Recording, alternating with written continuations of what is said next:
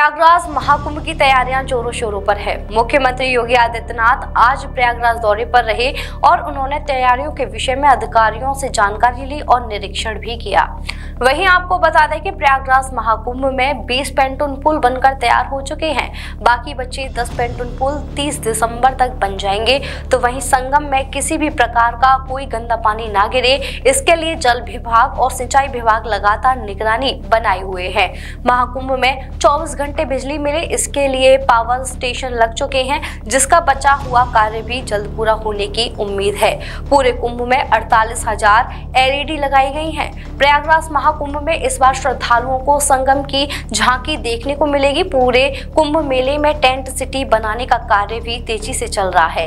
इस दौरान 6,000 टेंट लगाए जाएंगे ताकि उनमें आने वाले श्रद्धालु ठहर सकें। सुरक्षा के कड़े इंतजाम किए गए हैं। शाही स्नान को देखते हुए बड़ी संख्या में गोताखोरों की तैनाती की गई है। मुख्यमंत्री योगी आदित्यनाथ ने तैयारियों की बारीकी से जानकारी ली। इस दौरान उन्होंने क्या कहा, आइए सुनते हैं। मित्रों, सनातन गौरव महाकुंभ पर्व की तैयारी युद्ध स्तर पर चल रही है। 20,000 से अधिक संतों, संगठनों और अन्य संस्थाओं को अब तक यहाँ पे रजिस्ट्रेशन करते हुए भूमि आवंटन के साथ जोड़ा गया है, जिसमें सभी 13 अखाड़े, दंडीवाड़ा, आचार्यवाड़ा के साथ साथ प्रयागराज सभा को भूमि आवंटन की कार्रवाई वर्तमान में चल रही है। शेष अन्य लोगों को किया जा चुका है। खाद चौक आदि को आवंटन हो चुका है। अन्य संस्थाओं को भी, नई संस्थाएं हैं, उनको प्रयास किया जा रहा है कि 5 जनवरी तक हर हाल में भूमि आवंटन हो जाए। भूमि और अन्य प्रकार की सुविधाओं के लिए पर्याप्त व्यवस्था डबल इंजन सरकार ने की है।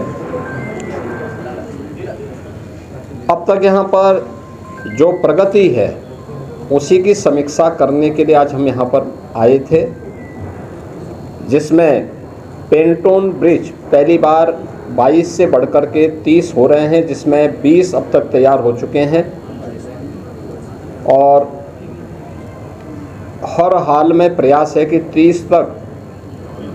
30 दिसंबर तक सभी 30 के 30 पेंटून ब्रिज बनकर के तैयार हो जाएं। चेकर्ड प्लेट यहाँ पर कुल 651 किलोमीटर की बिछनी है, जिनमें 330 अब तक बिछ चुकी हैं। युद्ध स्तर पर उस पर कार्य चल रहा है। ये भी समयबद्ध तरीके से आगे बढ़ेगा। साइनेजेज जो लगने हैं, युद्ध स्तर पर अब तक लगभग 250 साइनेजेज लगाए जा चुके हैं। इसके अलावा सिटी के अंदर भी काफ़ी बड़े पैमाने पर 661 स्थानों पर साइनेजेज की स्थापना की गई है। उत्तर प्रदेश जल निगम के द्वारा यहाँ पर अब तक जो कार्य किए गए हैं, खासतौर पर एक तो ये प्रयास है कि सिंचाई विभाग के द्वारा अविरल और निर्मल गंगा के दर्शन हो, पर्याप्त मात्रा में संगम पर जल उपलब्ध होता रहे।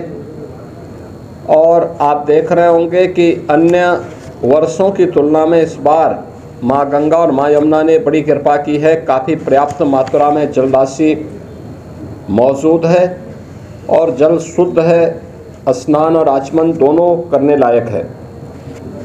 कहीं भी कोई सीवर, इंडस्ट्री का एफ्लुएंट या कोई ड्रेनेज सिटी का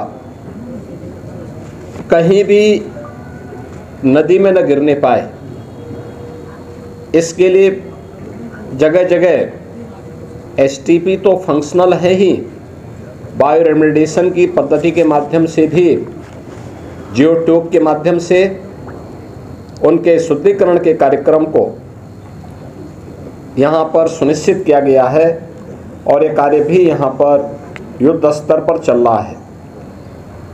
यहाँ पर पावर कॉरपोरेशन के द्वारा 24 घंटे विद्युत के आपूर्ति के लिए सभी जो यहाँ पे